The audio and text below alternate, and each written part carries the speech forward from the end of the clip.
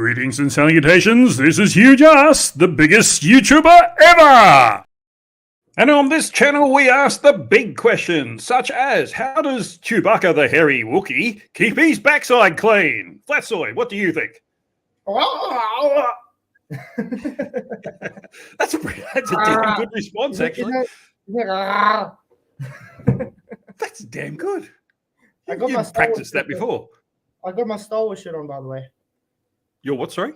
My Star Wars shirt. I got it on, by the way. Oh, Star Wars. Okay. Yeah. Welcome to the show, Flatzoid. It's great to have you here. I didn't even introduce you properly. I wanted to get into the joke first. Oh, well, here you are. How are you? Doing well, thanks, and yourself. I'm good. We got quite a few people in the chat. A few from your channel, from what I can tell. We've got quite a few members as well, so I better mention them first. Hello, I see Stringer News 1 and Nerd Alert. I saw Judy Bassett earlier. Who else we got in here that is a member, so that I can give them a special shout out? And I'm not seeing any others. Anyway, that's all right. Shout out if you're a member, so that I can give you a shout out in the chat. Let's go have a look at things. I just wanted to basically get you on and have a bit of a chat with you. I've never actually had a flurf on my channel. I guess they're all too scared of the fat man. There's always a first time. Yeah, that's great. Oh, Stringer News 1 used his member super chat to say yay, which is great. Yeah, so I want to have a chat, and too many of these sort of meetings are very. Oh, Andy Sibley's here. Hello, Andy. He's another member. Too many of these things are just sort of confrontational and that sort of thing. I just want to have a different sort of approach to it, and just have a bit of a chat and sort of figure out what makes you tick, and you know what the real Flatzoid is like. You know, a bit more Michael Parkinson than what's that guy, Tucker Carlson. But it's always good to have conversations. I mean, yeah. So I wanted to start. Sorry, say again. I'm excited that you invited me. Thanks very much. Oh, great. Well, I'm glad you're excited. I wanted to ask to start with, and industry will do, what do you do for a living? You don't have to say exactly. At the moment, I'm a spray painter. A spray painter? Oh, good. That takes a lot of skill. Yeah, I studied to become a graphic designer, did that for 10 years. And then where I moved to with my wife, they couldn't pay enough for a senior position. They wanted to give me what I was getting less than a junior. So I had to look at doing something else, and started doing panel beating because it was my hobby, and ended up doing spray painting. And I'm a YouTuber as well. Yes, obviously. Yeah. So when you mean spray painted, you're talking about cars, or you just mean buildings and things, or? Yeah, cars and stuff. I do cars. I do airbrushing, and I can do fiberglass work, carbon fiber, you know, that stuff. But my passion in spray painting is actually airbrush. It's a pity you're not in Australia. I've got a car that needs to be painted, so I'd have you over. So you're obviously South African. Whereabouts in South Africa are you? At the moment, I live in the top northern parts, Limpopo. So it's like just about the border that's going from South Africa close to Namibia side. Oh, okay. Yeah. So I'm in the bush. Yeah. Yeah, that's interesting. So, you know, a lion walks through your front yard, you don't really care. Yeah, we get a lot of baboons, and I can literally go 5Ks and go watch rhinos or lions if I want to. Wow. Yeah. Imagine that. It's All nice we have is drop bears, so. You got koalas at least, don't you? Yeah, actually, literally maybe 50 meters from me, we often get koalas. I love koalas. Yes, they're very tasty. Have you ever eaten crocodile before? Have I eaten crocodile? Yes. Yeah, that to me is delicious. Yeah, it's sort of like a fishy chicken, I guess. Yeah, almost, yeah. Yeah. Well, you have crocodiles over there too, don't you? Oh, yeah.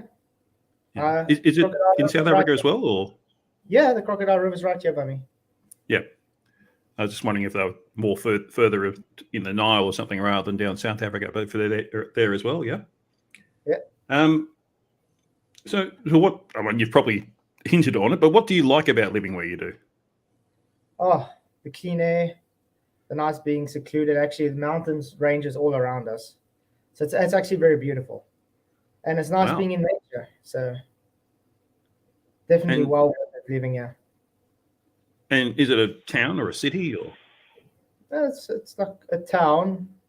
I mean, it's growing a bit now, but I mean, it's still just a bush community, so Mhm. it's not that huge, but it's growing.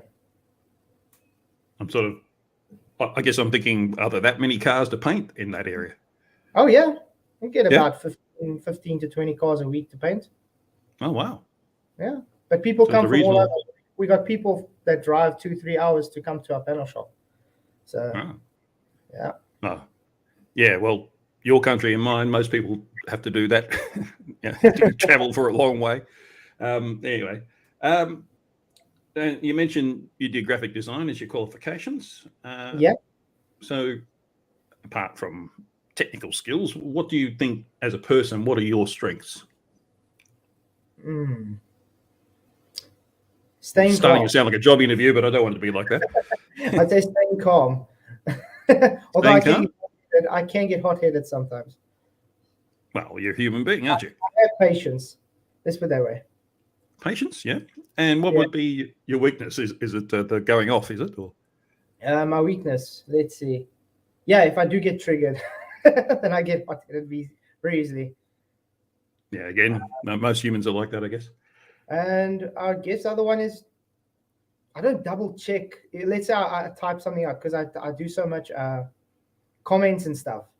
So then I have autocorrect on my phone and I don't check if the autocorrect is corrected the right word. So that's one I say that's a one weakest. I don't check before I actually make sure the spelling's right. Uh-huh. Yes, I refer to it as auto carrot. Yeah. That's the way it works. So how do I frame this? Because I know something about you, but I want you to sort of express it. So perhaps I'll use the question, what are the principles that drive your life? One of my principles. I would say to always maybe I would say if you want to treat someone, you would want them to how they would treat you. But I am a person that if someone treats me in a certain way, I'm probably going to treat them the same way because obviously that's the way it is. But obviously I'm always going to be first, I'll be nice to a person and whatever until they show, how can I put it, dishonesty or whatever towards me. Then I'll be totally not the nicest guy around. Let's put it that way. Right. I guess what I was alluding to is I understand that you're a man of faith. Oh, yeah. Yeah. For sure. Yeah, so a lot of things that happen in my life that I cannot say there's definitely not a God. Yep. I mean, so those are the sort of principles that you live your life by, I imagine. Oh, yeah, for sure. Yeah. But it doesn't determine why I believe in the flat earth or not. I mean, I was a Christian most of my life and a globe believer at the same time. So it wasn't that actually got me into flat earth. Yep. So I don't think I've seen any, but are there any other South African flat earth YouTubers? Yeah, I got actually 2 or 3 on my that subscribe to me. The one is Missing Research. Well, he's not actually a flat earth, he's more of a skeptic, a globe skeptic. I got Cosmic Surfer. He's from Cape Town as well. He's a flat earther. I don't know if he's got a channel though. And then there's like 2 others. Can't think of them right now. All right. I guess I just haven't heard of them before. Yeah, the problem with the flat earth channels, it's small. It's difficult to get around to find the channels all over. Small? They're always telling us how they're growing all the time. Yeah, we're growing, but how can I put it? We're not pushed that much. So the only way we really get our content really pushed is if we are lucky to get in the algorithm. I mean, the algorithm's actually been good to me lately. I've been growing quite steadily, and it does help when we're usually in community helping and sharing each other's channels. Yeah.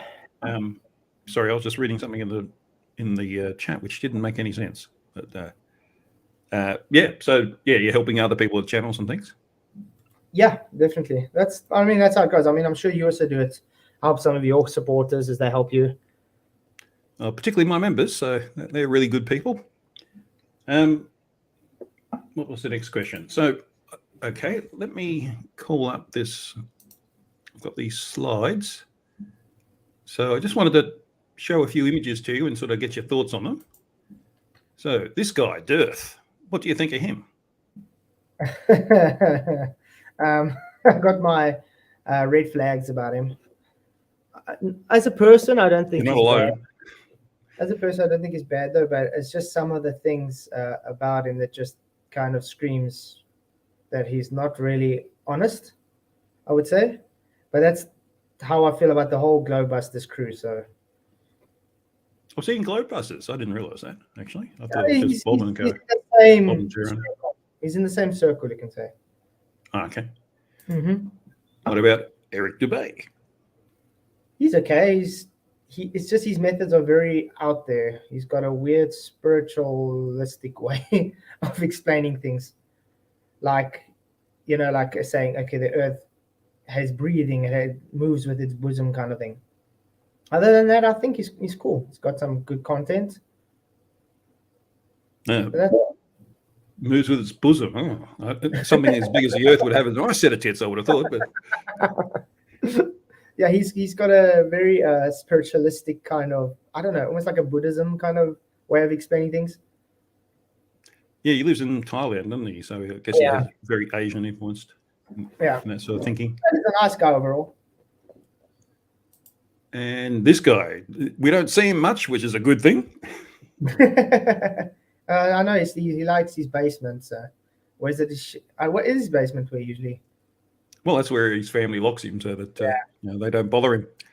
Or vice I versa. don't really know much, but the little I did hear of him, it's not really like he's trying to be serious. If I can put it that way, it's more like he's I don't know, almost playing. Yeah, to me, he's batshit crazy personally, but I don't know. The stuff he comes up with doesn't seem to be like made up. It just comes out of his head. Yeah, I don't know that well. I don't really watch his stuff, so I wouldn't know. No one does. He's given us a few good sound bites, but apart from that, he's just sort of his channels keep getting deleted because he just refuses to play. So I do see usually like Sam and Dan has him on or something while doing him and stuff on him. I think most of us are we're not giving him any oxygen anymore, so he just sort of disappears. But it's fun to see him once in a while. How about Nathan Thompson? Yeah, he was a nice guy. He's just been very quiet, but I think the ego got better of him because he did kind of get to his head, all his subscribers and his channels and stuff, and I think that was his downfall. It seemed to be his reason for being, didn't it? Yeah.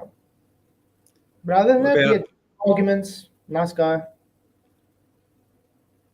What about his bum chum, Austin Whitsett? Yeah. Well, let's just put it this way. He's under his fellow mentor, Bob.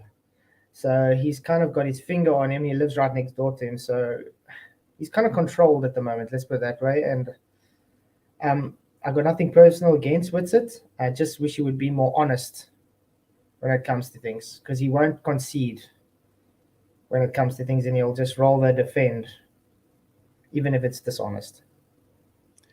Stringer News 1 says, I don't even cuss, bro. Which seems appropriate for right now. And the next one, Mr. Oakley. Yeah, Nathan is ace, as you put it, but he's definitely well spoken. He's got a very strong personality. That's how I'd explain it. Very strong personality, and I think kind of misunderstood by some people. Randy says that it's kind of like a character what we see on his shows. When you meet him sort of in real life and it's very nice. He's much more quieter and subdued. Might be a good way of saying it.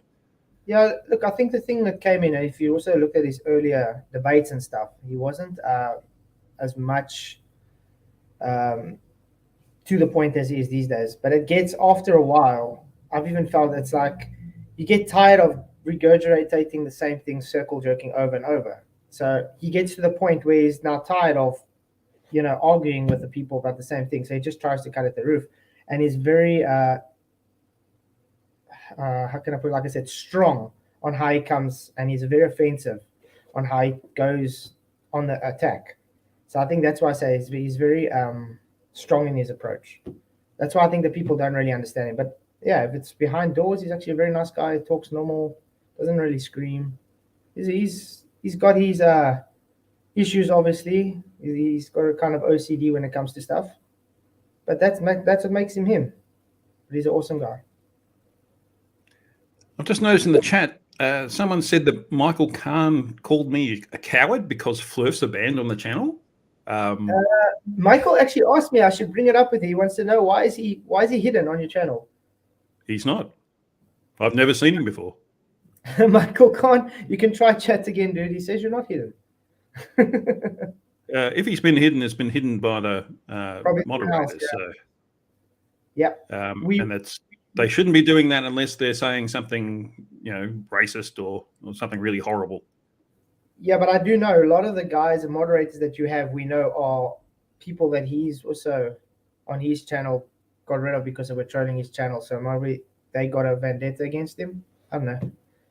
Well, I've only seen one guy be hidden and given the messages. I can see why that was happening, but I don't see Michael's name. I thought I saw him earlier, actually, at the beginning. Yeah, he's there. Maybe he'll try and comment again. We'll see. Yeah, he's definitely been made comments, and I'm not seeing anything where he was blocked. So I don't know what he's on about. Anyway, if, like I said, moderators, you know the rules. We only want to hide people who are being really obnoxious or racist or something really that might get my channel deleted. Everything else we want to hear. If you think they're stupid, let them parade their stupidity for everyone else to see. But don't just block them for just because you don't like what they say. That's not what a moderator is supposed to do. That's a clear message, don't you think? Yeah. All right. Next one is Mitchell from Australia. Oh, yeah, I like him. Cool bloke. Definitely nice, chill. Haven't seen him for a while though. He's been a bit away, I think, busy on actual work. But otherwise, yeah, pretty cool bloke. We used to talk quite a while. But it's also with the times different because I mean he's also in Australia, so time zones are a bit hectic. Well, he's in the bad part of Australia, New South Wales. Being Queenslander, I got to say that. What do you think about how he ripped off Mr. Sensible? Explain. Well, Mitchell did a video of the pendulum at the science space in Wollongong, but he didn't do it in a way that would make it indisputable. He just sort of said, I did film this for 4 hours and it didn't move, but it was full of cuts and things like that, the sort of things you say about the ISS and that kind of thing. And so Mr. Sensible said, well, why don't you go back and film it for 4 hours and make it unedited so that we know it actually was 4 hours? And Mitchell said, well, I'll do that if you pay me $100. So he did. And then Mitchell didn't do it. And then Mitchell sort of disappeared. Mitchell actually went there again, and then it was out of order. So it's not really his fault if it's out of order, though. Well, I suspect it was out of order when he was there the first time, but because I know, yeah, in South Africa we're supposed to have at least 4 focal spectrums, and not one of them are working. Yeah. They're all. How they can break, really, but well, that's what happens if they have to have mechanisms to keep them moving. Because they're just a display. Yeah. The mechanism doesn't. You can sort of set them running. My mouse just decided not to work. There we go. You can set them running, but the mechanism's just there so that if anyone comes in at any time, you can see it moving. That's all. I guess if they could just let the public to let it go, then they wouldn't need that. But it's all about display and marketing and all that sort of crap. Yeah, and it'll lose energy and it won't carry on doing its job. So yeah, because there's friction and air resistance and things like that. So yeah. Jerry? Oh no, that guy. Yeah, he's a globebuster. Everybody who watched my channel knows he's an arsehole. Well, he did prove the Earth was a curve. So no, he didn't. He just showed he doesn't know how to do anything. The issue I had with that that he called the experiment. he literally made it like a dog's breakfast. I mean, I think you would agree, if you know you're going to do something on such a large scale, you're going to make sure it's CNC cut.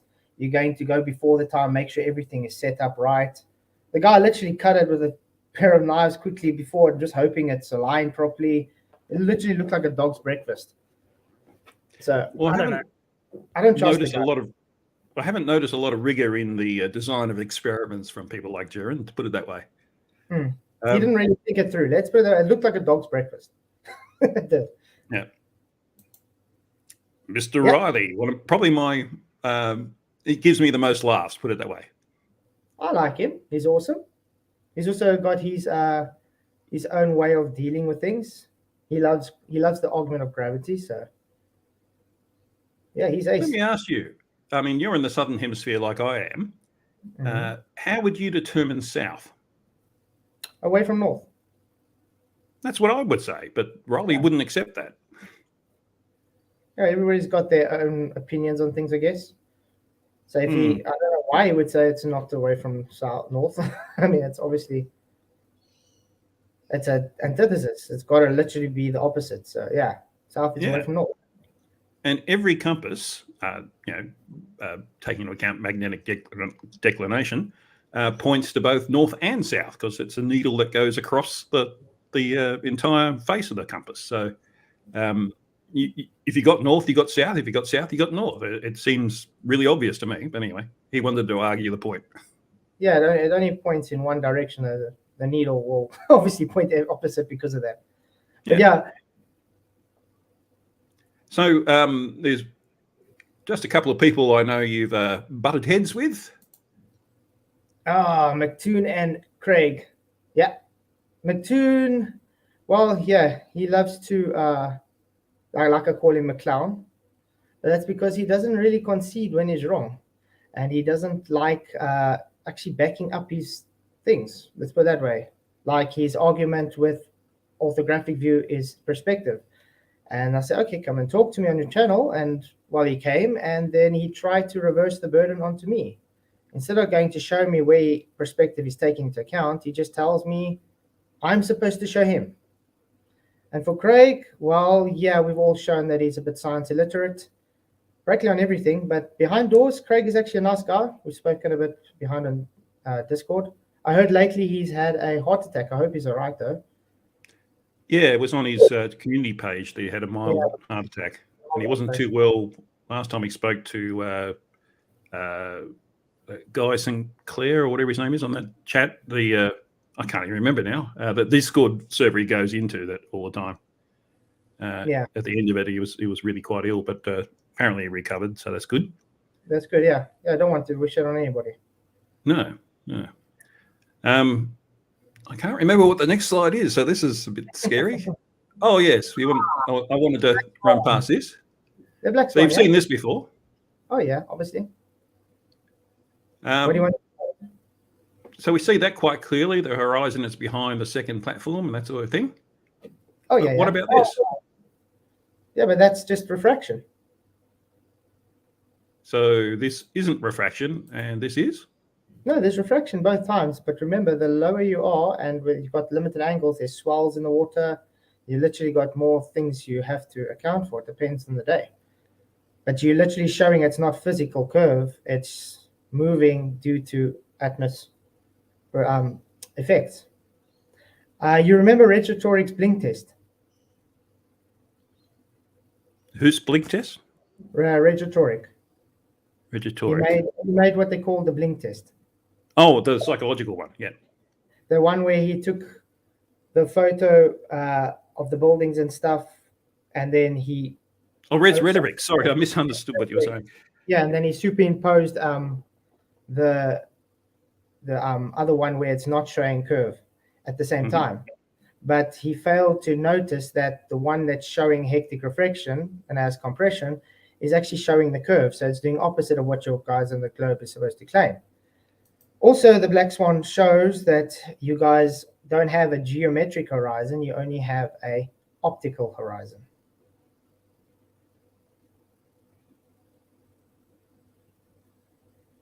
That's about it. Okay. Oh, The next one, the black one literally just takes the assertion that you guys have a set sphere. I mean, it's supposed to be physical blockage. It literally takes that and it shows it not to be physical. It literally shows it moves with the weather and it's only optical. But that looks like a crisp horizon to me there. And this was taken when refraction was minimal. Doesn't matter. Whereas this was taken when it was maximum, as you can see by the bendy cranes. And the blink test shows it opposite when it's hectic compression. Or I don't know, can I share a picture? Let me just see. You should be able to. I just want to see if I still Do I have to stop sharing? I haven't done this before. I just want to see if I still got it. I'll remove my slides. I hope I still have the picture. Oh man. Maybe I'll have to open it on YouTube quickly. It's good. It's one of my thumbnails. So I'm just gonna show the thumbnail then. Oh no. Oh, sorry. Let me just quickly, before I share, I just want to quickly get the picture. Got to go past the adverts. But but again, thanks for having me on. Yeah, of course. It's actually a nice chat with you, nice and chill. It's not heated or anything. No, I just wanted to see what you thought about a lot of things, actually. And I'm just letting you talk. We'll see what you say. Yeah, that's how it is. We should all let each other talk. Okay, there we go. Okay, let me try share my screen quickly. Present, share screen.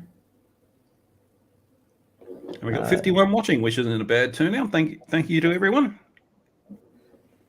Yeah, and my side 51, so it's cool to see the things are going well. There we go. Nice. You're in the stream now. Nice and cool. You can see it. Not really. That's kind of a bit hard to see what's going on. But you can see I've written a horizon. Well, what's your evidence of that's the horizon? The black line. It's on the video. It's actually. So where's the bottom of that? Show there. There we go. The one on the left. Exactly. So how can the horizon block it if the horizon's behind it? So what's blocking it then? Easy. Water, swells, waves, limited angle. That high on the... Yeah. It's not compressed, because look at that crane. That's not compressed. It's distorted, but it's not compressed. Yeah. But like I said, how do you have a horizon blocking it if the horizon's behind it? Well, it's assuming that's the horizon. I'm not quite sure of... Definitely the horizon. You can literally see. I couldn't tell. It's too hazy. Yeah. Now I know what I'm looking at. It's going to change the hues now, so it actually shows it. It's actually changing the hues. Oh, that's buffering. Okay, there we go. There, see, it's changed the hues now. And that's what String of News 1 says it must be Simon Dan because it has no legs. It's a running joke. But yeah, that's my question to you. How does a horizon block something if the horizon is behind it? Well, that's assuming that's the horizon, but that's a fairly good demonstration of that. I'd like to see the context of that. Is that one of your videos? Yep. Can you drop the link to it in the into the chat, and we can have a look at that a bit later. There we go. Because it's also from BML 69, same place, same height, different day. So Professor Bell says that's because refraction can change over distance. Great. So Professor Bell, then we know it is not physical Earth curve. It's optical. Moves with the weather now. But even if it's optical, it's still, it's light coming from something. It's not light coming from nothing. It's not a, you say optical as if it's an illusion rather than. It is an illusion, yeah. Well, that implies there's nothing real behind it, which isn't the case, obviously. The water's real. The water's real. Yeah. And it's not physical curve that's blocking it, just like I showed you. The horizon, because on your guy's globe, it's the horizon that's the physical curve blocking the things. And if the horizon is behind it, it cannot block it. So this is one thing I have a bugbear about. You get these clear pictures from space and they say that's fake or a fisheye lens to give you a curve, and yet you've got this straight edge here that's obviously not being curved, and yet this muddy picture is not distorted at all. Yeah, but we can have I find that a bad argument. We can have the ones on the bottom that doesn't have any distortion like that, and it still shows it behind. BML 69 has shown at night. This one doesn't. It's that day. That's what I'm saying. It changes with the weather, so it keeps moving. It does. Yeah, we literally. No, I'm agreeing. I'm agreeing. Yeah. So it keeps changing. So it's not a physical blockage then. It's literally moving around. So it's optical. The changing is optical, but it's still light coming off something. Do you know what terrestrial refraction is? Sorry, you're a little bit muddy in the sound. You said something about refraction. Do you know what terrestrial refraction is? The ritual of refraction? Terrestrial refraction. Oh, terrestrial, sorry. Yeah. Well, any refraction on Earth is terrestrial refraction. Great. So that's what your globe claims over from a radius, correct? And it's supposed to be a refraction of light. Yeah. Now, why is your terrestrial refraction got nothing to do with refraction? There's no Snell's law in your refraction calculations for terrestrial refraction. Yeah, I don't see how these things are connected, but anyway. The thing is, if you claim it to be refracted, you require the refracted index to be there. You literally need the law of refraction in the calculations. There's no law of refraction in your calculations for terrestrial refraction. So it's literally not refracting light around on your model. It's literally taking the geometric shape and flattening it out. It's affecting the light. How is it affecting the light if it's not a refraction of light? Well, that's what I'm saying. It's refraction. But I don't know. I don't see how those concepts are connected. So you require Snell's law to have refraction, correct? I'm not well versed in Snell's law. Okay, but anyway, light refraction has got to do with Snell's law. It's the light traveling from a medium separated by another medium, and it changes the incident angle. The thing with your terrestrial refraction is the claim why you see further. But that terrestrial refraction is not light refraction. It's literally the expanding your geometric radius. So it's taking the physicality and making Snell's it bigger. law doesn't need a radius. No, your terrestrial refraction needs a radius. It works out to have a radius, yeah. How does terrestrial refraction show actual light refraction? How does refraction show refraction? Terrestrial refraction isn't light refraction, but it's claimed to be refracting. That's what I'm asking. How does that work? Yeah, you seem to be using definitions of words that I'm not familiar with. I seem to think that they're a different thing from what you're expressing. Let me look up terrestrial refraction. Okay, so if terrestrial refraction is supposed to be growing your radius, then it's not a physical radius then. That's the point. Hang on, let's go one step at a time.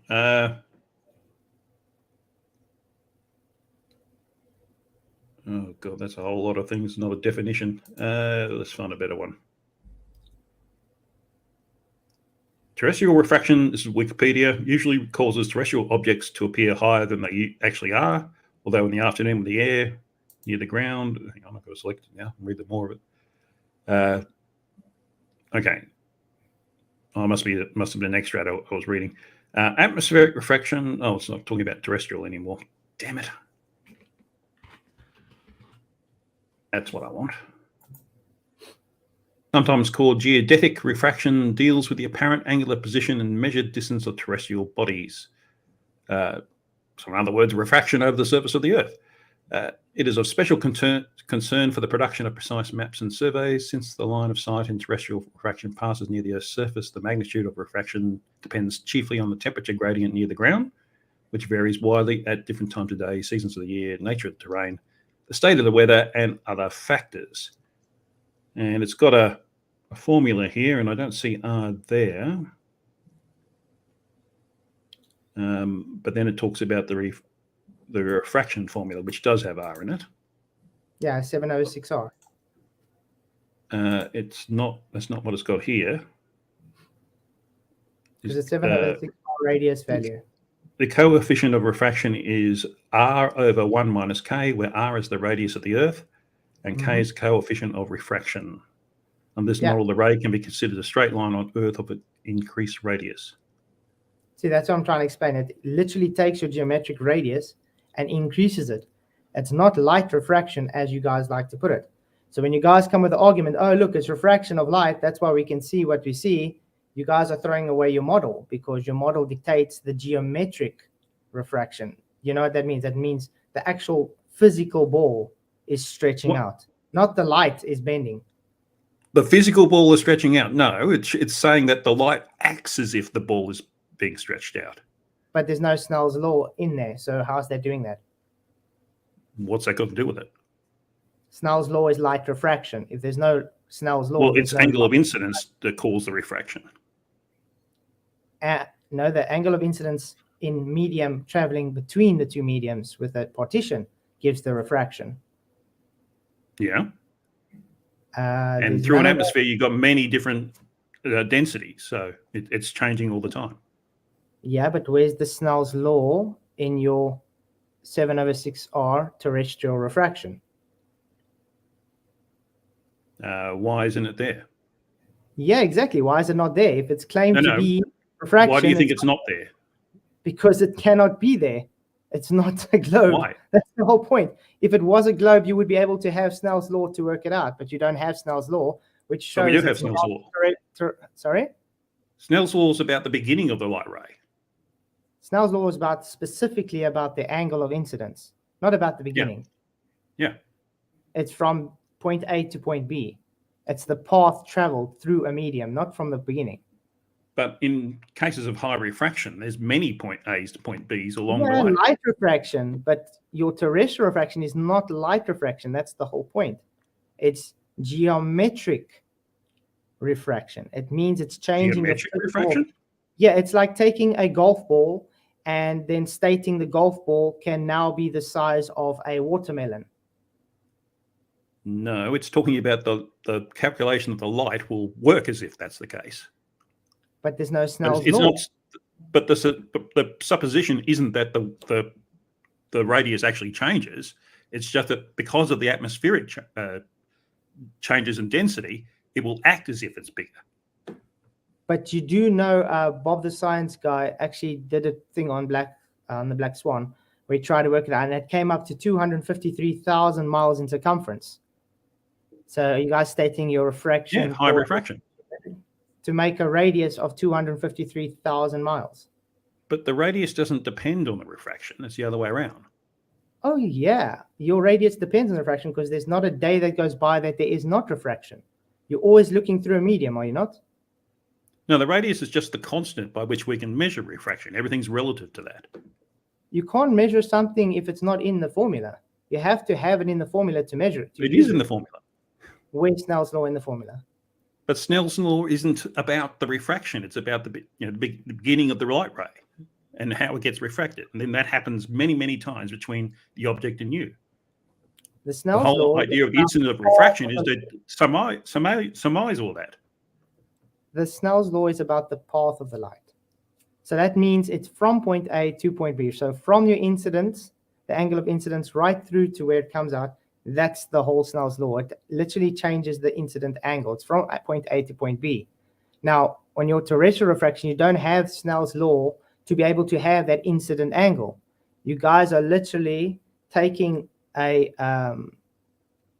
concept and not using it to equivocate a belief that there is refraction. No, that's not what we're doing at all. But I've already explained it, so I don't know how I can explain it better. So it's just the calculation of the incidence of refraction. Yeah, which is not in your guys' calculations. That's the whole point. There's no Snell's law there. How can you have light without having yes, the equation for refracted light? I don't know how to explain it to you right now. Maybe I'll do a video on that and we can go into in more detail. Yeah, definitely. But at the end of the day, if you're claiming refraction is changing everything, you're literally showing us that it's not a physical curve, it's only optical.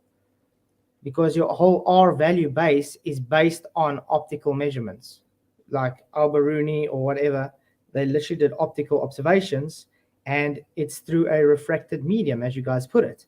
So how do you get your radius, your geometric radius, if it's always changing? By using the formula for refraction based on the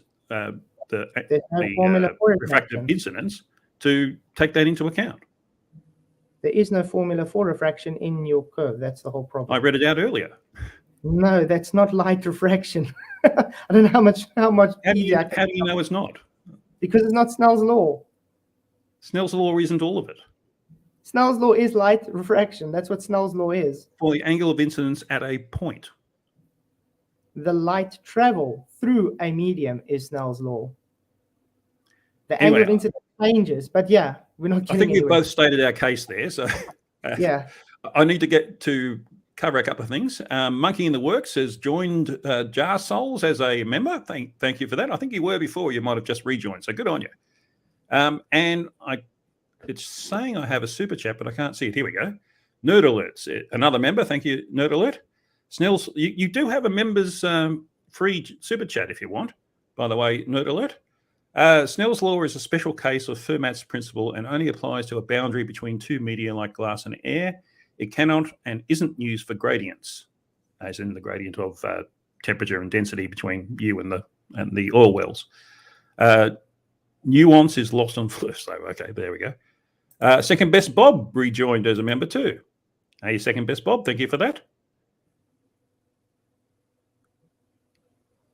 Oh, Nerd Alert says he knows, but just 50 characters is all he had. He wanted to say more. So thank you very much for 10 euros, I think that is. Yeah, 10 euros. Thank you very much for that. Super chat. All right, let's move on to the next thing. This was explaining that, but you wanted to talk about Snell's law. What do you think this thing is? Ooh, a compass. Exactly. How do they work? Magnetic. Well, what does that mean? It's going to show to the magnetic poles. If it shows so north, then obviously we go south. Yeah, it's just magnetic. So Earth has a magnetic field, or? Yeah, obviously. How else would it work? But how does that work on flat Earth? How does south work as a south magnetic pole? There's no south magnetic pole. There's a north pole. South is just opposite to the north. And when you go into this, obviously there's a south pole on flat Earth as well. I mean, they call it the toroidal field. Usually you have to hold the compass down flat, and that's how they work. You can't hold a compass to a curved surface and expect it to work. Sorry, I got a super chat. Thank you, Neo the One, for 20 SEK. Flatzoid is a saint. Thank you very much. Very appreciated, mate. SEK, what's that? What is it? I have no idea what SEK is. That's a 6. It is, yeah. It's the first time I've got that, though, so I have no idea what it is. Thank you very much, Neo the One. Yeah, it's a Swedish krona, I think it is. Okay. Yes. You got to do the sex dance now. Sorry? Well, when you get a super chat in Swedish krona, you got to do the sex dance. SEK. Oh, well, I haven't got my camera on. How am I going to do the sex dance? That's all right. Just do it in your dance on the inside. Yeah. Close your eyes and just imagine me doing the twerk. Anyway, with the magnetic field, so this is a map of magnetic declination all over the world. So these are all measurements. Oh, hang on. Clara Microraptor says you're not allowed a sex dance. This is sweet. Oh, Clara Microraptor's a Swede. So how did we take all these measurements if there is no South Pole? Because as you can see just below Australia there, that's where we measured a south magnetic pole. There's a south. If there's a north, there's always a south. Like I said, toroidal field. But a pole can't be a toroid. The toroidal field separates the north from the south. If you take a bar magnet, for instance, there's a toroidal field between them. Mm-hmm. Yeah, so every magnet has a toroidal field. So if you got a north, you got a south. If you got a south, you got a north, positive and negative. Don't understand how it would not work on a flat Earth. Well, that's what I'm asking, because you'd have a pole at the North Pole, but I think you're basically saying the South Pole is all the outside of the disk, if for want of a better term. But this map says we measure that there is one pole, South Pole. Yeah. So I want to understand how that and works. One North Pole and one North Pole. Yeah, but why would it be anywhere in particular on a flat Earth? Well, I don't get why it wouldn't. Well, I don't understand where this is going. I mean, you can have a South and a North Pole on a donut Earth if you wanted to. It doesn't matter where it's situated. If it's got the magnetic pole, it's going to have a toroidal field and give its opposite. Because that's how magnetic. I'm asking is why did it choose that spot of all the ice wall, for want of a better term, to be the South magnetic pole? The center. Probably because it's the North is based in the center, and it needs to have the South in the South. But wouldn't it be a toroidal field rather than one particular pole? The toroidal around field the is South Pole, usually North Pole. separates. The toroidal field's in the middle usually that separates, and that's why you're seeing all those different declinations. They're different strengths. So what causes the magnetism? I would not know. I'm not a. I can't put it. I wouldn't know. Sorry to tell you that. I haven't looked into that. That's all right. I don't know is always I know acceptable. there's a lot of iron in the Earth, and iron's magnetic by trait. So if it does come into contact with magnetic field, it does magnetize it. That's as much as I know. Okay. So what's the middle of the Earth made of then? You're saying there's a lot of iron in the Earth? Yeah, there's definitely a lot of iron. I mean, you get iron ore manufacturers and mines everywhere, so definitely a lot of iron. So is there a core to the Earth, or how deep can you go? I would not know. It would only be speculation. But we do know on the globe it's claimed to be the core is a molten iron core. Sorry, I got another super chat. 50-pound super chat from Tony Whitcomb. Thank you very much. Why doesn't gravity pull clouds down, yet can pull oceans down and everything can fly without any push or pull force? Is gravity selective all of a sudden? Thank you, Tony, for your super chat. I'm sure he'll be able to answer that. Yeah, because summation of forces. Gravity is mass attracting mass. So the more mass you have, the more attraction you have. An ocean is massive. Sorry, what was the example you gave for clouds? Was it clouds? Clouds are also massive, but not as massive as an ocean. And they've also got other forces acting on them. So it's summation of forces. Clouds have less density. So there's buoyancy there. There's also currents due to temperature changes. And that's where they condense up there at that point, because that's warmer air warm, moist air meeting colder, drier air. And so you wouldn't expect gravity does work on it eventually because you get rain. Do you want to talk about gravity? We can talk about it a bit, because no, it's not really my field. Because we have to. Because you did make a claim that it's mass attracting mass and it's a force. Well, no, I was asked what gravity was. I wasn't making a claim. I was just saying what it was. Okay, because you do know gravity is not a force, though. It's not technically a force, no. It creates the effect of a force, though. But would you not require a force to be able to give an effect of a force? No. That's what relativity is all about.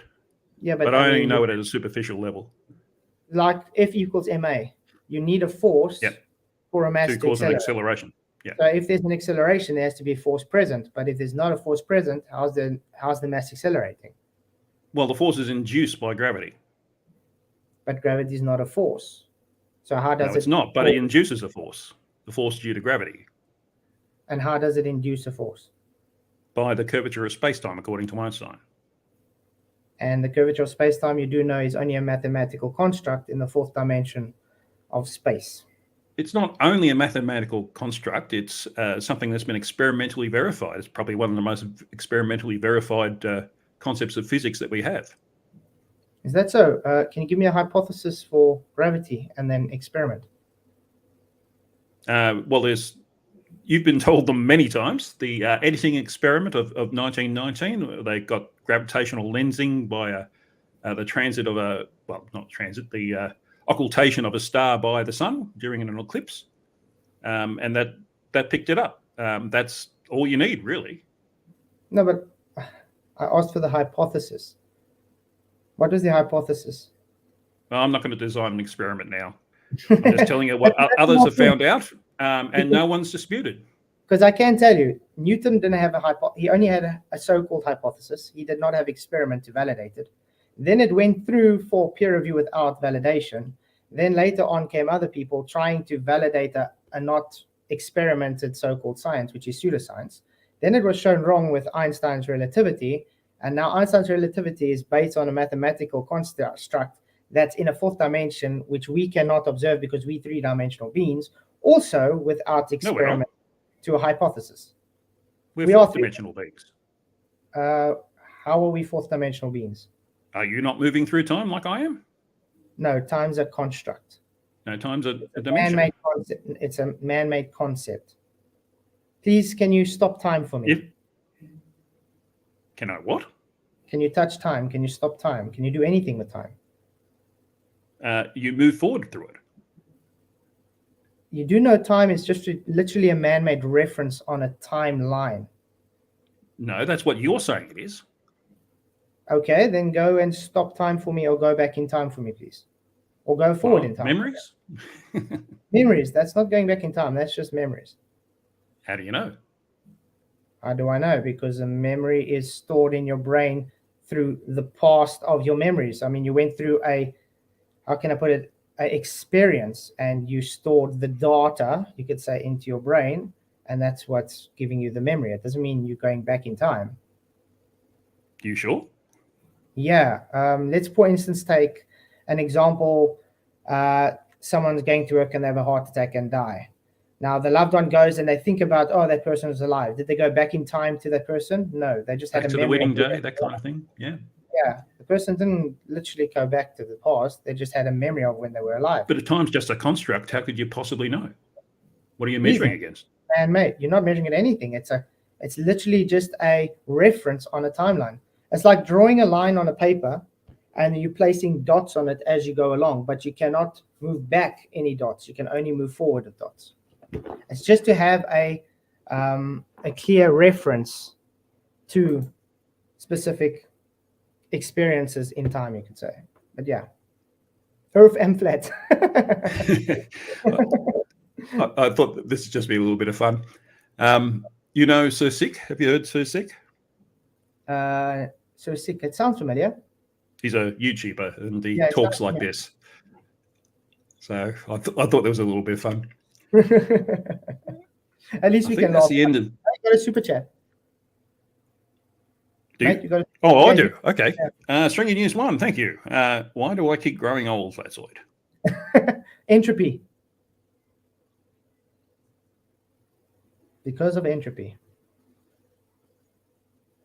Remember, energy. I guess I'm living proof that. Yeah. I'm living proof that against entropy because I keep getting bigger. More of me keeps coming together. Yeah, you're taking more energy in. But remember, I have my own gravitational field too. So if I stand next to you with a skateboard, I'll be attracted to you. Yeah, yeah. I can, like a Jedi Knight, I can pick things off the floor. It's sometimes I can attract things that are closer to me anyway, more than the Earth can. So it's I am the biggest YouTuber ever, after all. Literally. Yes. Believe it or not, I was big at a stage as well. I was over 100 kilos at a stage. Well, that all. I think my pinky is like plays about that. I wanted to ask you, just on a slightly different tack, Who runs the world? Powers that be. How I wouldn't know. Probably You don't know? what they call the elite, the Jesuits, the Masons, because they have an agenda to run. So obviously they're going to keep with their traditions. Why the Jesuits? I don't understand that one. They were just a bunch of monks, weren't they? No. You remember the Roman Empire? Yes. Well, not personally, but yeah. But they would. Do you ever wondered whatever happened to them? They fell into the main reason was that the people who could have done something to save Rome wanted to protect their own interests more than they wanted to protect Rome. That was the main problem. So yeah, the Roman Empire never just disbanded. They literally just changed. They how can I put it? Yeah. We got East and West, and then the West sort of disintegrated more into the Franks and what we now know as the Germans and things like that. Yeah, so they got that's why you got the different Masonic cults in factions, you can say, inside of like the Masons, which is the Jesuits. That's why the Catholic Church runs most of the the Masons are the Jesuits. The narrative. Well, I find it interesting that flat earthers seem to know a lot about Masons, whereas most people know nothing about them. Masons are quite secretive. Remember, they only get enlightenment at the 33rd degree. Before that, does that mean that flat earthers are mostly Masons by stealth? Because no one else knows anything about them. But you'll be surprised to know that a lot of the Masons are actually taught that it's flat. If you actually look at their symbolism, it shows flat earth. Got an example of that? That'd be interesting to look at. Yeah. Let's see if I can bring up something. Oh, my water's finished. I always thought that the Masons are a bit like the stonecutters in The Simpsons. It was just an excuse to get together and get drunk. Seems like a good activity. Well, gets away from the wife as well, I guess. Definitely. Let's see if I can share screen again. It's just a quick, obviously. Do Masons accept women now? Yeah, you actually get an order of the woman as well. Yeah, I guess they'd have to these days. Mm-hmm. It's been on for a long time. You get the Brotherhood, that's men, and then you get I don't know if you know this, but Nelson Mandela, he was a Knight of Malta. He was a 33-degree Mason. Can you see this on screen here? Oh, I've got to add it to the stream. There we are. Okay. Okay, so how's that flat earth? The symbolism. It's got to do with the dome. The checkered is obviously the 33 and the pillars that surround it. It's just the actual symbolism that shows. Sorry, it's not, when you said the checkered is obviously 33, that's not obvious to me. What would explain that? It's just their geometric. Remember, they work with geometry as well. They also have a symbolism in numbers. And it's just, that's what means 33 is the checkered board. And then obviously you've got the pillars, which is the pillars of Earth, holding up the dome with the sun and the stars and moon inside the firmament. Well, that's the all-seeing eye, which I guess is God. Heliocentrism, yeah. Remember, they believe in, they actually push the heliocentrism as well, because it's Helios, sun worship. They come to enlightenment at 33rd degree. And the enlightenment is that's why it's called sun worship. So where are the elephants and the turtle? I wouldn't know, because that's a controlled opposition, flat earth society rubbish. I'm not sharing anymore. Okay. So yeah, that's like a quick rundown of it. Anything else you wanted to ask? So the Masons run the world, basically, because they're Jesuits and it's a Catholic Church, even though the Catholic Church is losing people. A faction of it. Remember, the Catholic Church is, why do you think they have the telescope Lucifer? They're quite out there. They do literally... They're a fan of that TV show? They're literally, Catholics are Luciferians under pretense. Let's put it that way. But yeah, we're not here to talk about religion, are we? No, I just was interested in who runs the world.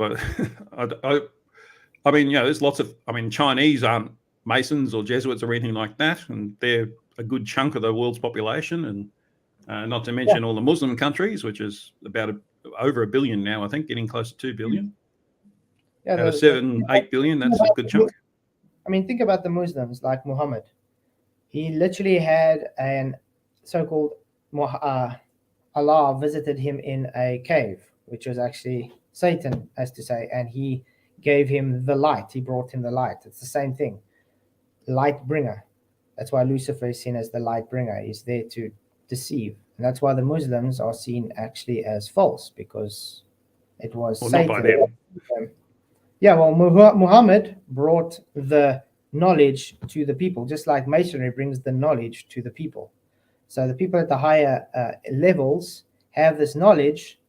Obviously, they want to be keeping their knowledge or whatever, because you don't know if they are what's going on at that level, because the things they have to go through to get initiated at those levels are quite sick.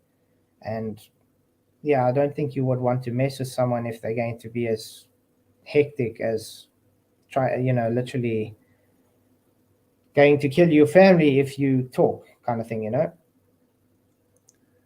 Yeah, I just find it fascinating that flat earthers accuse everyone else of being Masons, and yet you guys know far more about it than we do, that's for sure. Yeah, it's called research. I mean, you can literally go to a Mason Hall. You've probably got a Mason Hall close to you, or a lodge close to you as well. Practically every place around the world has Mason Halls and lodges that you can literally go and talk to them if you want to. Beijing. The bottom echelon of the people are not going to really know what's going on, because they're just doing their so-called rituals and whatever. But the later ones that's usually getting up higher in the ranks, those are the ones that have the more knowledge. You can even have there's some people that's literally gone out of Masonry after the 30th level, and they give the testimonials and stuff on it. So it's not hard to get information. There's books, people have written books about it. But you've got to have an interest in it first. Oh yeah, I really have no interest in the Masons. So. Yeah, definitely. So, hang on, let me get this wording right. Where'd it go? So, if a child asks you to show them on a map where the sun goes at night, what exactly do you do or say? On the map? No one's asked me to do that. But because it's clear that the sun goes away. It looks like it goes below the level of the ground, and then in the west, and then suddenly it appears in the east the next morning. So how does it get from there round to there? It should be, it obviously doesn't go two ways, it goes one way, and you should be able to observe it if you've got a strong telescope or something, if it's just merely going a long way away. Remember when I talk about the limited angle? If things go further in the distance, the angle gets limited and it becomes too acute. So eventually it's going to be occulted by the large angle, which would be the sea or mountains or grass or clouds or whatever in the way.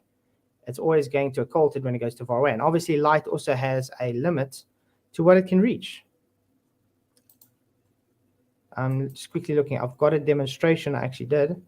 But I guess that's the thing that confuses me, because we can see the stars. So if the sun's moving away, but we can still see the stars, the sun must be moving away further than the stars. Is that what you're saying? According to the flat earth, the sun and the stars are both placed in the firmament. So we're not even claiming the sun to be at that actual position. We claim it to be an apparent position, just like the stars. They're all apparent, not actual. That's why when you get it, even if they're apparent, they're still relative to each other. Yeah, to a degree. But I mean, look at, sometimes you get two suns. We've had observations where you literally get two suns in the sky. Or this is why all the time you get the people asking, okay, why do you see the Southern Cross in Australia, South Africa, and South America at the same time? Yeah, well, obviously not in Australia because the time zones. But in Western Australia it can work. Yeah, South America and South Africa, most of the time you'd see at the same time. It's just because of internal reflections. I mean, I think you've taken, Reflections. internal reflections. You know how that works. Yeah, I know what you're getting at. That's something that's one I haven't heard before, actually. Yeah, so That's that interesting. could be, so that could be the reason why you see them at the same time. If they're all placed inside the firmament, and it's just the light that's literally reflecting through, then it does that. Can you see my screen? I'll have to share you. Hang on. There you go. Okay, I'm going to play it. This is a demonstration. Hang on a sec. Is there any music? It's quick. Okay. It's 1 minute and 39 seconds. This is just literally me showing the sun going away in the distance and how it appears to drop to the convergence zone and so-called set. The paint cans are obviously just going to give it to show mountains in the distance or oceans in the distance, as the angle gets more acute. So there we go. Because that's one thing I love doing on my channel is actual demonstrations. So this is why you would see a sunset. No, you just moved it back. Yeah, and look how it looks like it's dropped down. Now it looks like it's dropping down further again because it's going into the convergence. See, now it's going behind that paint can. That's because you have dropped it down. Yeah, no, I haven't. It's still exactly the same elevation. Still exactly the same elevation. I haven't dropped it down at all. This is all just got to do with perspective. It's got to do with the angle of incidence. So now I'm going to lift the camera up so you can see it's still at exactly the same elevation, just on another paint can. There we go. So you see it's on a paint can there, another paint can, another paint can. Still exactly the same elevation. It's just occulted by the angle being limited from the observer. And that's exactly what happens when the sun goes away. There's things occulting it because the angle gets too limited. But isn't that just effectively demonstrating that the sun gets blocked by the earth when the sun sets? Yeah. Because the paint can is the earth. Due to perspective. It's not on a curved surface. This is literally on a flat surface. But the sun still sets at sea. Yeah. Angle gets limited. Remember, the further distance, the more acute the angle. Let's say a 10 centimeter wave is going to have a larger angle towards the observer, let's say 1,000 kilometers away compared to the sun. It's going to have a larger angular size in compared to the sun.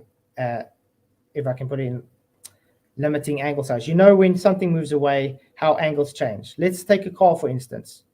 If you're standing, just imagine now you've got a line on the roof of the car and the car is driving away. You can literally see that angle of the line getting smaller and smaller from your vantage points. It's shrinking closer to the ground as it's driving away. So if the sun is further away and you got now a little rock in front of you or a little wave or a little water, it doesn't matter, a mountain, a tree, it's going to occult it because it's going to be in the way of your angle to the sun. All just perspective. Okay. One thing I wanted to make sure I did is that, hang on, I've got to figure out how to do this. That's it. This week, as you know, do you have a dog, by the way, Flatzoid? Not at the moment. I did have a dog, but we're looking at getting one again. Yeah, why? All right. Well, this week was my auntie boy's 9th birthday. Oh. This is his Tinder photo, of course. Oh, shame. 9 years. That's quite a good age. Yeah. Corgis live, 12 is probably what you can expect for sure. And anything more than that's getting close to a bonus. Oh, yes, monkey in the works using the arty icon. Yes, so he's 9 years old, would you believe? So what's that? He's almost as old as I am in human years. 9 times 7, yeah. Yeah. Apparently they've changed it so that it's more of a exponential scale as they get older. So, okay. But he's still running around chasing after bush turkeys and things like that. It looks nice and healthy, so. Yeah. Oh well, this was a couple of years ago, but he doesn't look too much different now. In fact, he's quite fluffy right now. Even though it's summer, we just had him trimmed down a bit so that he wasn't so hot. But yeah, he's 9 years old. Can you believe it? Anyway, what's the next thing I had on my list?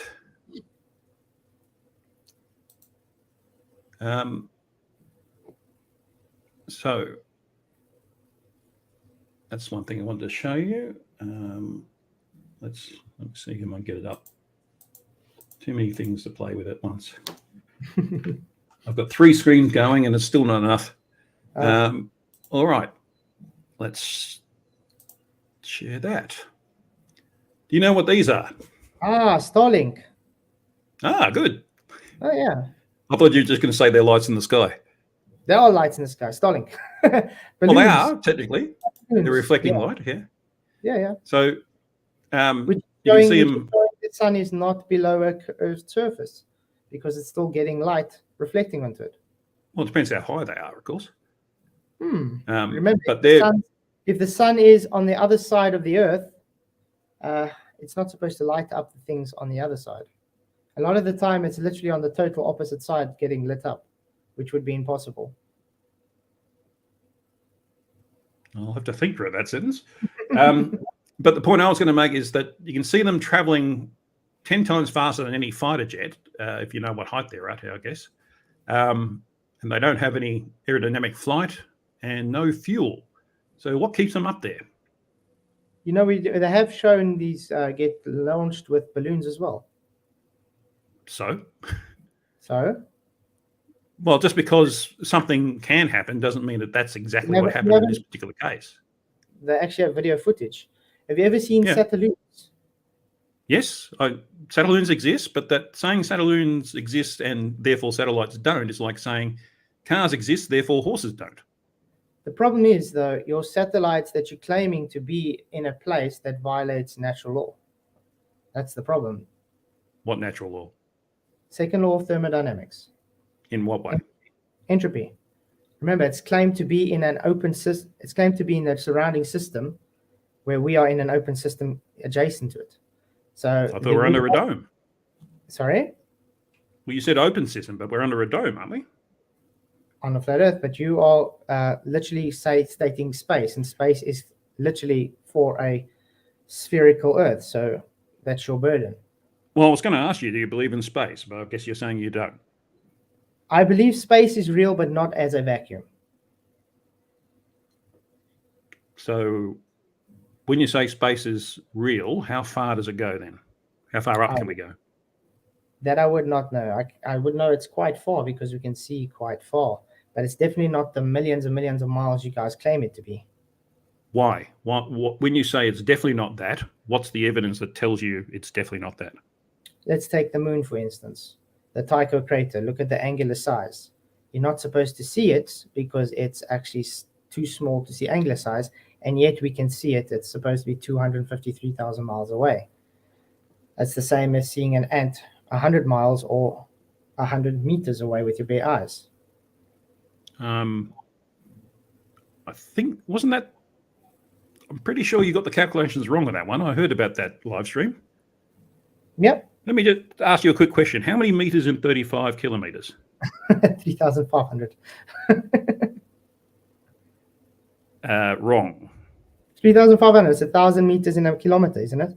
Yes. So you multiply 1,000 by 35. So 3,500.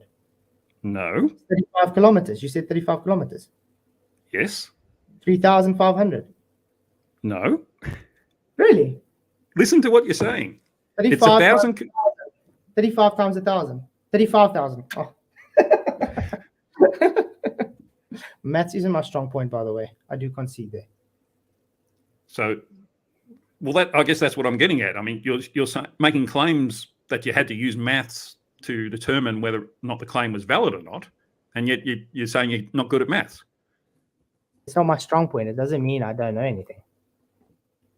No, but you got that wrong. So, I literally corrected myself after the third or fourth attempt, I think. Yeah, but you needed my help. So, anyway. No, you just said no, and then I figured, all right. Well, I've given you everything you needed, and eventually you got there, so that's good. Anyway. But yeah, anyway, it comes down to the angular size is too small for the Tycho crater to be seen, because it's. But you're basing that on your maths. That's the point I'm making. No, you can go to an angular calculator and you can do it. It's below 1 arc minute. You're not supposed to be able to see it. An arc minute, you should be able to. Below an arc minute. Yeah, arc second maybe not, but an arc minute. You can obviously go at night, go out and see it with your eyes. Can you not? Yeah. You're not supposed to be able to see it with your eyes. That's the whole point. Who says that? That the angular limit, the resolution angular limit of your eyes. That's what, let's see, that's like the same as seeing a hair strand that's 10 meters away from you, we can say, because you're not supposed to see it, but yet you can see it. That's what you're claiming. I mean, a hair strand, you're not even supposed to see 30 centimeters away from you. So I did a Google search, and the angular resolution is about 1 arc minute. So you should be able to see it. Just under 1 arc minute. It's 0.013. 1 arc minute is 0.22. No, 0.02. Yeah, 0.02. Degrees. And that's 0.013. So it's under 1 arc minute. So you're not supposed to see it. Well, you might not be able to resolve it clearly, but you could still see that it exists. There's no resolve to be able to see with your eyes. So that literally debunks the assertion that it's 253,000. No, I just explain why it doesn't. Explain why it doesn't? Yeah. Just because it's below your resolution, your eyes, especially, and in this case, it's only just below, it doesn't mean you can't see it. It just means you can't resolve it. You do know what resolve means. Yes, that's the point I'm making. If you cannot resolve it, you cannot see it. No, it means you can't focus on it. Resolve. It still exists. You just can't resolve it apart from other things that you're seeing around it. But you literally can see it. It doesn't make it invisible. It's clear. You can see it clearly, can you not? No, I can't see it clearly. Well, I can see the Tycho crater clearly with my eyes standing outside here. But we don't have much light pollution, so it's easy to see the moon. But the point is, it's below what you're supposed to be resolvable, and yet we can see it. So therefore, it's definitely not 253,000 miles away. And your brain gets extra context from the ejector around it. So you can see where it was. You just can't resolve, boulders in it or something like that. There's a difference between being able to resolve and being able to see. That's the point I'm making. Anyway, what was the next question? So I guess that leads in somewhat, segue. How far up are the sun and moon? That's also no idea. Not going to make claims about that. Although you do. I really respect that. You do get flat earthers that do claim 3,000 miles, 4,000 miles, or whatever. Yeah. I'm not going to make a claim on that because I don't know. Yeah, and you've got no way of verifying. No. And I really respect that.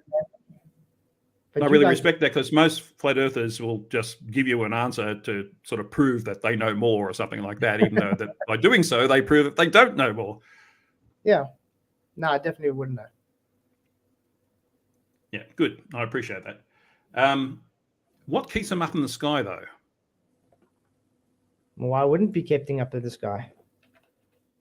Well, everything else falls, so why would they stay in the sky magically? Yeah, weird, eh? Literally, like if we see rocks fall, it falls to the ground.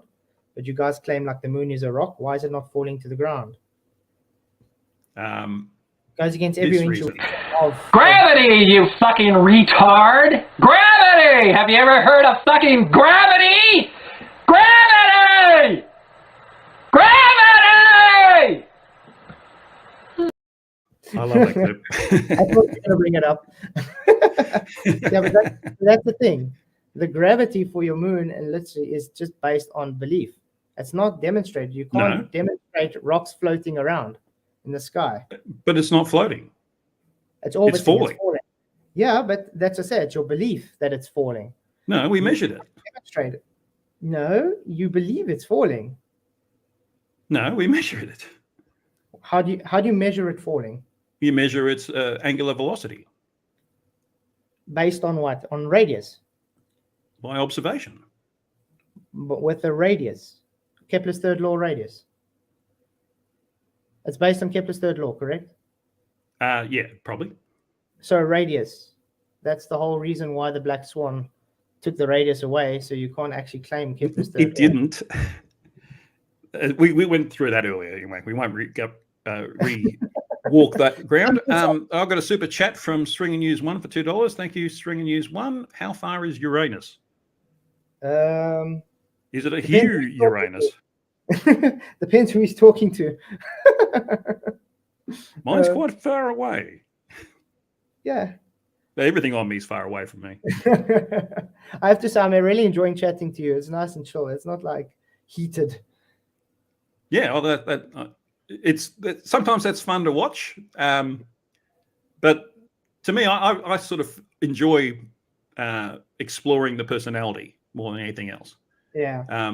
There are some people I wouldn't want to talk to because they're not very nice people. Well, you sound like a nice bloke just to have a chill barbecue and stuff. You know? Yeah. Well, I hope so. Anyway. Yeah. Like I said, the first interaction that led to this live stream was I said you were one of the nicer flirts. I'd like to have you on my channel, and here you are. Oh, thanks. Yeah, I appreciate it. Yeah. I'm enjoying it. So, yeah. Stringing news. I do mean him. Yes. Okay, so yeah, like I was saying, because you guys can claim gravity for the moon falling or whatever, it's taking a curved path, correct? Yes. Yeah. It's would so you Newton's cannon is the best demonstration of that. You can fire. Sorry. So would you be able to actually demonstrate something falling in a curved direction, carrying on falling in that curved trajectory? Well, that's the moon. Anything in orbit. No, but I'm saying demonstrate. Well, it's all there. It's all good to say, oh, look at the moon. All we have to do is look up. But that's just a belief that it's doing that. I'm actually asking for it's measurements. Measurements on demonstrations. Yes, they are, because they represent what we're seeing in reality. You're calculating based on your belief that that's happening. I'm asking, based on my observations of reality. Any way you can demonstrate that actually happens in reality? By observing it. I can say the same thing about the moon and make claims just like you guys and say, I'm measuring it's moving across the sky at 15 degrees an hour and say, okay, it's floating in water. Well, it's more than that, but yeah.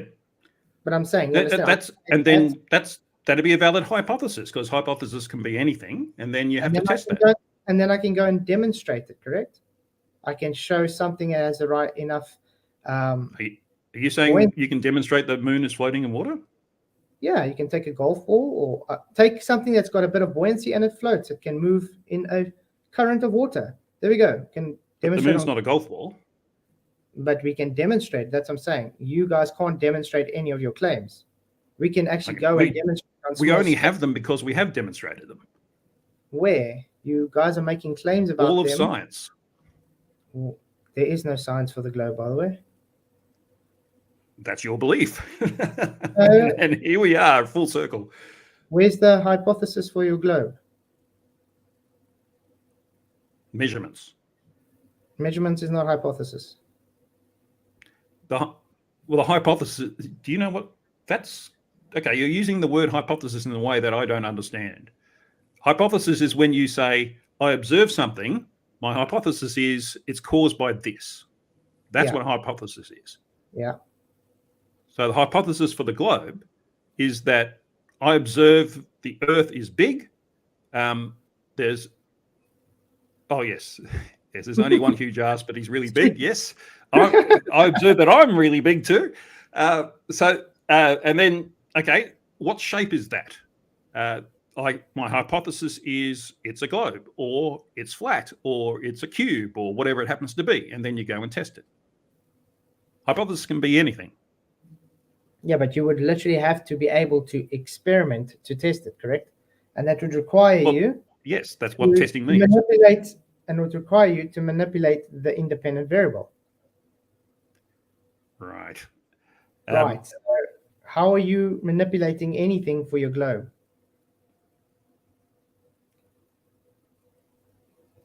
time for a start, watching the moon move over a period of time, measuring how much that was. That's not manipulating anything. That's just taking a data. Yes, you are. You know, Time you has just moved from one point to another. you're taking a data state on a reference. That's not manipulating. And you literally have to manipulate what is causing the effect. So you're saying time is the effect, is the cause for the effect. Time is the independent variable. No, it's the dependent variable in this case. So you're observing time. No, I'm observing the moon move. Then it's not time. The IV is the independent variable. That's what causes the effect. So you need to state, okay, this is the thing that causes the effect we're observing. So I need to manipulate this thing, the cause. Then you know it's the cause. If you're not manipulating, oh, you're talking. Okay, we're back to the globe again. Yeah. So therefore, if it's a globe, I should be able to measure a curve over long distance. okay, if you now you're saying if it's a globe, you can measure curve a long distance. Okay, so what did you observe? You said you observed curve. What's the cause of the curve? That's your hypothesis that it is a curve. Yeah. So what's the cause of the curve? Because you're saying you're observing curve. So what's the cause of the curve? I don't think you'd think of it like that. The cause of the curve is the fact that the Earth is a sphere. So therefore, you've got to test whether or not it's a sphere or not. Okay, and how are you going to manipulate the sphere to see if it's the curve? Yeah, again, you wouldn't think of it like that. You're trying to manipulate the surface. You want to measure it and determine what the surface actually is over long distance. Yeah, but so that's distance not, would be the thing you're manipulating. so it's not curve then. It's not sphere cause of curve. It's distance cause of curve. Is that what you're saying? No, you can measure curve over distance. You see, that's what we said. Because if you measure it over a short distance, you're not going to be able to get enough curve to be able to determine it, whether it was curved or flat. So it would be a null result. You'd need a long distance to be able to have a result that'd be worthwhile considering. Yeah, but you see, that's why I say it's not scientific. At the end of the day, you're just trying to correlate based on a belief instead of actually manipulating what you believe is the cause. No, it's not based by, it's a hypothesis. There's no belief involved. It's just an idea that you're testing. Yeah, but you're not testing anything. It's not science. Why do you think you know more about science than everyone else? That's the question I wanted to ask you. I didn't say I know more than anyone else at science. I literally know what the scientific method is, and I can test. All right, we'll state the scientific method then. You observe a natural phenomena, you make a hypothesis, you make a prediction, and you go and experiment it. Then you go and you take another prediction and you can peer review. I'd say you missed a step there. You design an experiment. I said experiment. Yeah, you said do one rather than design one. Make a prediction. When you make a prediction, you're literally designing an experiment.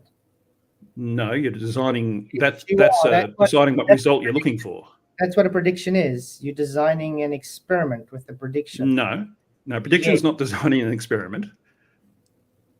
You design the experiment to determine how you can get the prediction. Make a prediction. If I'm changing this, so I'm doing this to change this, it's not designing an experiment. That's not what a prediction, though, is. You're conflating the two. Okay, what's prediction? Prediction is saying, given this hypothesis, what result do I expect to get? Yeah. Then you design a test for that. That's the experiment. You design an experiment. If I go and say, okay, water boils at 100 degrees Celsius at atmospheric 14.7 psi, and I go and I do a prediction, okay, it's going to boil at this. I already got in my hypothesis, my experiment. I said the cause. So there's my prediction with my test already valid. Now I'm going to boil water at 100 degrees Celsius at 14.7 psi. And if it boils, I have validated my hypothesis. If it doesn't, I have validated my null, which then invalidates my hypothesis. Well, actually, peer review comes in. Then I can make another prediction on that and create another hypothesis if I wanted to and get it peer reviewed. peer review actually comes in when you've designed your experiment as well. You wouldn't just design an experiment and do it, because how can you be certain that experiment is valid? It will actually get you an indisputable result. You need to run that past other people and get them. Right, so that's one of the things that flat earthers fail a lot at. They just do an experiment because they think it's the right thing to do, but often you're missing something, because we're human. We make mistakes. So that's why scientists will always get their experiment peer reviewed before they do it. No, they do the experiment, then it goes for peer review, because the peer review comes afterwards, because they have to go. There's peer review of the results as well, but they have if to go you're and prove your a working experiment. scientist like I've been, you get your colleagues to check your experiment, because you don't want to waste time and money. Yeah, they go and they try and disprove your hypothesis that has already gone through experiment. Yeah, that's the peer review of the results, but the experiment that you design also has to be peer reviewed. Not in the same way, but peer review. When they take peer review, they have to take the hypothesis and your data results and your experiment, and they have to go through the same tests to make the results. Yes. Yeah. Do you know what a peer is? Yes, it's just another. Some people get that confused. Yeah, it's just more people. It's like your people class, colleagues. People with equivalent knowledge. Yeah, colleagues, you can say. But peer review today is not really science, because it's more about the money grab. It's just publishing rights. It's all about money. That's why you can get someone that can say elephant dung can have enough hormones to give, let's say, a kangaroo an erection for 2 weeks. And someone's actually published it to make money from it, you understand? Where did you pull that one out of? It's just an example. Obviously, that's not true, guys. It's just an example. How do you know? Have you done the experiment? Have you had the results peer reviewed? No, I'm just saying. And it's not scientific. No, definitely not. But that's the point, because there's been a lot of peer-reviewed papers that have gone peer-reviewed and got published and stuff, and were found not to be correct, because they literally did it because of the money. Well, if there are humans involved, money's going to be involved at some point. And science has got nothing to do with opinion, and that's the problem when it comes to so-called science today. It's all pseudoscience, because people have their beliefs mixed into it. That would be true if it wasn't for the fact that you could empirically show that that's not the case. That's the whole idea of peer review, to pick that apart. Usually they're hostile people. Yeah, that's why we would want to have empirical evidence for your globe, because it's claimed to be science, but we don't get any actual science for it. We only get pseudoscience. As far as I'm concerned, we give you heaps and heaps of science. You just don't want to accept it. But that's your choice. Yeah, you literally just showed that you can't give us one hypothesis for the globe yet. I did. You said it's distance or curve or sphere. You couldn't give an actual hypothesis was that it was a curve. That's a hypothesis.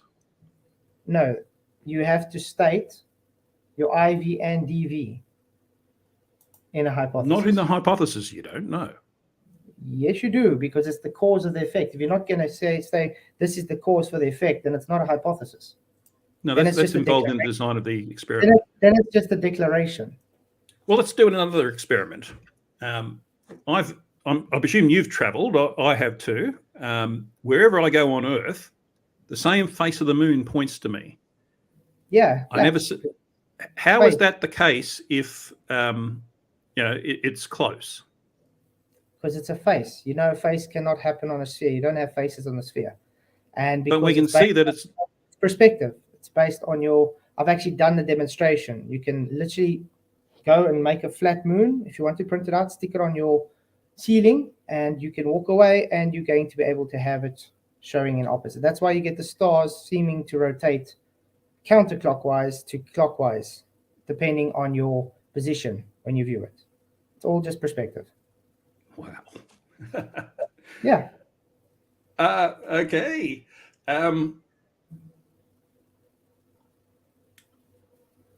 Why has no government accepted flat Earth as reality? I mean, what governments are always at each other's throats. Why would they all say the Earth is a globe? It's weird how they're all at each other's throats, but they work together with space travel and Antarctica.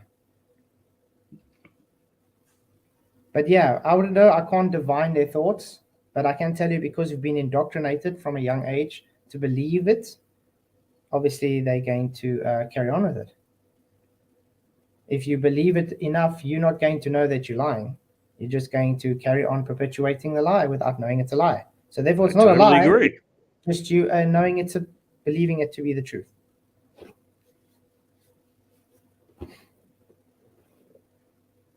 I hope that makes sense to you. I'm not sure it's an answer to the question, though. I did try. Like I said, I can't divine their thoughts, so I wouldn't be able to know. But that's my answer to it, as good as I can think of answering it.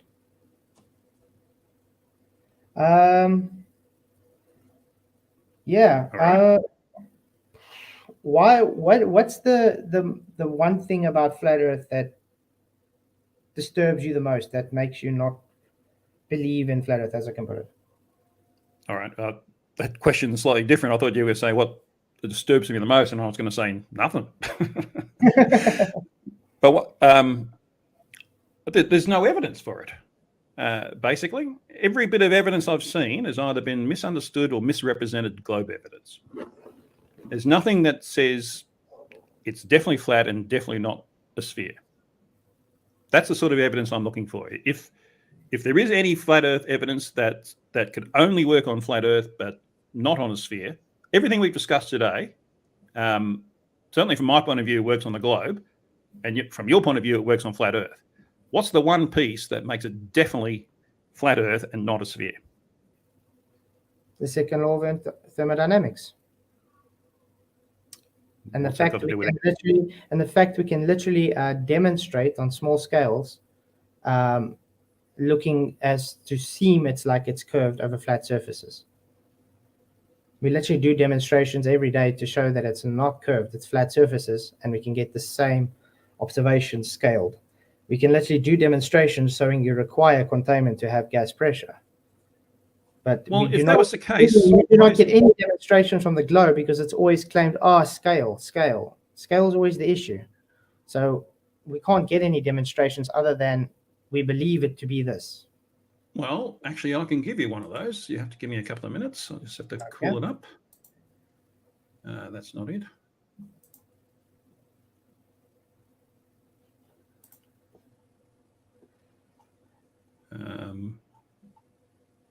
That's what I'm looking for. Oh, I've downloaded it first. Damn.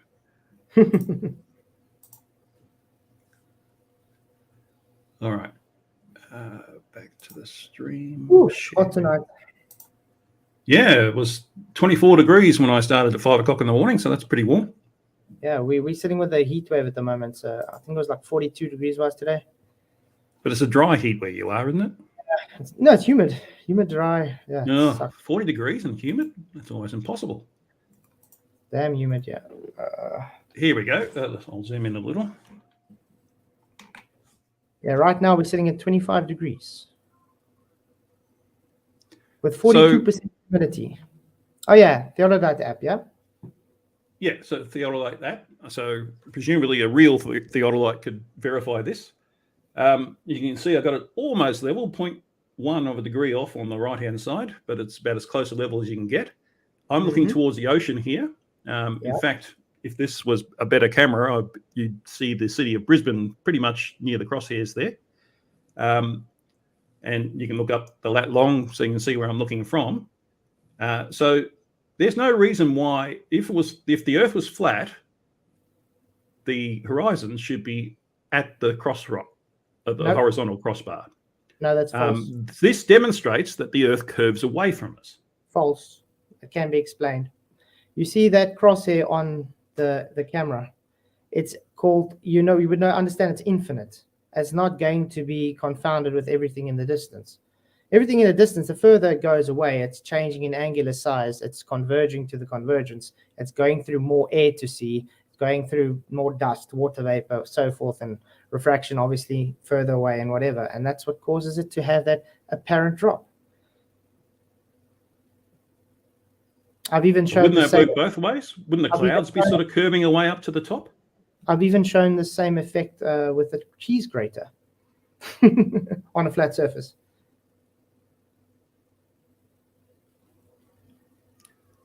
Right, so I think I know why you haven't seen a demonstration of the globe.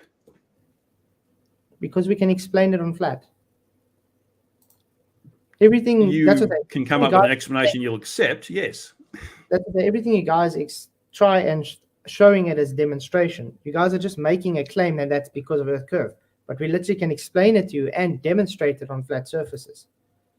So therefore, it's not actually a globe so-called validation. It's just you guys claiming it to be globe by ignoring all the evidence that we can demonstrate it not to be globe. If I can put in words like that, I don't know. All right. Because this is the same issue that McToon had. And I don't even remember if you see Bob the science guy that last time when he took two theologites, auto levels, when he placed one on the one side of the lake and the other one on the other side. And it says, look, you see it's dropping lower below it. But that's exactly what I'm saying. It changes in angular size. The whole thing changes angular size as it moves away. But the crosshair is infinite. It goes straight through the plane infinitely. It doesn't go and converge to anything. Yeah, exactly. That was the point. Anyway, what about this one? This is no convergence. I've seen this personally. Not this particular photo, but I've seen the effect of a ship being over the horizon. Refraction. And it wasn't just waves or anything like that. It was just, it was like this. Refraction. Refraction wouldn't take away the bottom of the boat. Yes, it does. Refraction would distort it. Refraction can lift up the horizon and push down the things at the distance. And we can literally show this with... No, it can't. Just like I was explaining to you with that sun video where I was going in and the paintings were blocking it. It's the same thing. If you've got a wave that's in the front and the refraction is pulling that angle, it's going to give this outline.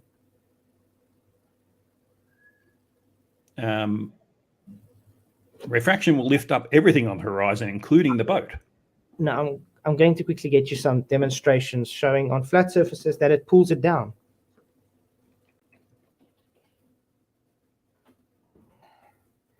Let's go free. And if I can find the channel now, there we go. Videos. Home observation, there we go. Let me share the stream. But yeah, the thing is, because we can literally demonstrate this stuff. Let's see, present, share video, Arctic, there we go. Okay. Like this thing. This boat is literally on a hang on, I've got to add it to the stream. Hang on. Where's my cursor gone? There it is. There you go. Okay, for instance, like this boat, it's not, there's no earth curve at all. It's literally on a lake that's supposed to have no curve. But yet you're going to see the same effects. It's all because of the refraction. But I'm going to show you now. Maybe I'll have to download it. Bufferings. If you can drop the link in the chat so people can look at it later. Oh, yeah, for sure. That'd be helpful. Yeah. I'll drop it in my chat as well. Buffering, come on. Sometimes it does this. I'm not going to be able to go on much longer, though. No, I was going to say, the pig farms I own have slaughtered a whole herd of pigs for my morning bacon, so it'll be cooked soon. Nice, delicious. Yes, and I love bacon. Who does not love bacon? Okay, I'm just downloading it. I think that's going to be the best. It's going to be easier to see because I don't know why it is with me. Oh, there, just showing. You can see this demonstration with the floor. It's on a flat surface in the kitchen, on their wooden floor, whatever. And they're going to give it flat? Yeah, they show it on flat surfaces. All their demonstrations, they do flat surfaces. Yes, but do they measure it flat? That's part of the scientific method. You want to make sure you remove those sort of variables. It's not claimed to be science. It's a demonstration, not an experiment. But they're Well, if it's not showing science, you, why are we looking at it? because it's not claimed. By You your can own make it standards. if you wanted to. Okay, let's change it to the hypothesis then. No, I'm just sort of giving your own standards back to you. Refraction causes the earth, the ground, to bring the horizon up and pull the image down. They go and do That's the the experiment. thing I want to say. They give refraction, and therefore it does that.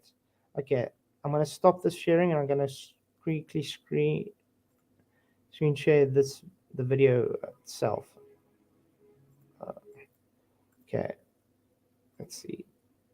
It might be easier to do it this way. Got to pause it. Okay. Where's StreamYard? Okay. Present, video file, observations. I hope it's showing. Okay, can't share it like that. Why not? Share screen. Window. Ah, there we go. Media player. Okay, can you see that? Yeah, we can. Yep. Okay. So this is a bit blurry. What am I looking at? This is a RC boat on a lake where there's supposed to be no. That was just the intro, but there's an RC boat on the lake. There's supposed to be no curve, and it gives that. You see how the refraction pulls the things below the floor. That's just moving the camera. You're going to see now.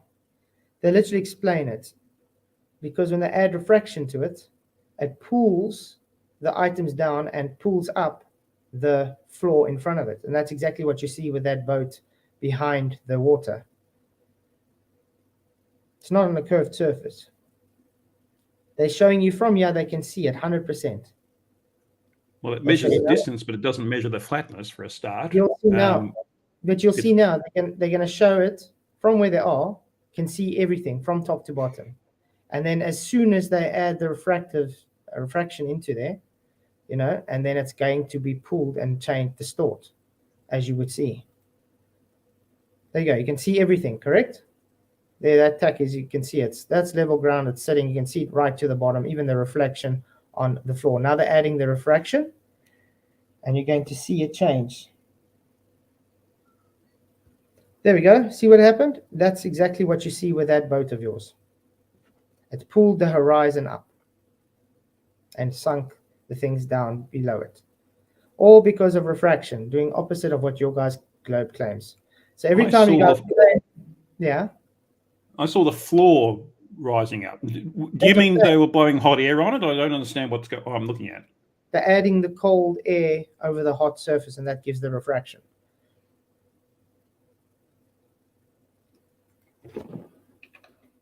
Okay, there's an experiment I can do for myself. Yeah, exactly. But you see, this explains that image that you are claiming to be Earth curve. Now, the difference with you guys, you would have to go and actually demonstrate an Earth curve. We can demonstrate to have the same effects on flat surfaces. And I mean, done this tons of times, so. Yeah, and I'm getting the impression that you're missing a lot of variables, but that's something, when I do the experiment, I'll be able to figure that out for myself. Yeah, be cool. All right, then, we might as well leave it there, I think, seeing you said you had to go soon. Yeah, we can always do another hungry. time. Yeah, we can always do another time. Eat this piece of bacon for me too. Oh, yes. So, yeah, you'd like to come on again? Yeah, it'd be great. We should do it another time, definitely. Yeah. All right, cool. We'll do it maybe in a month or so. You can even have some more guests if you really want to. I don't mind. All right, cool. Yeah. All right, then. Thank you so much for being my guest. I very much appreciate you coming on. And thank you to all those in the chat from your channel who've come over to mine to have a look. Yeah. And thank you to everyone who's usually here in the chat. So thank you very much for that. And all the super chats and memberships. Thank you for those. I think we've wrapped it all up. So there's nothing left to do but cue the corgi.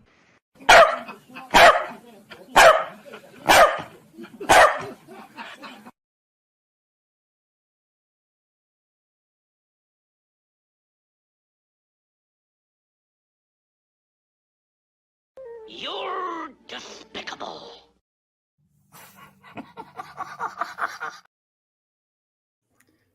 So yeah, thanks, man.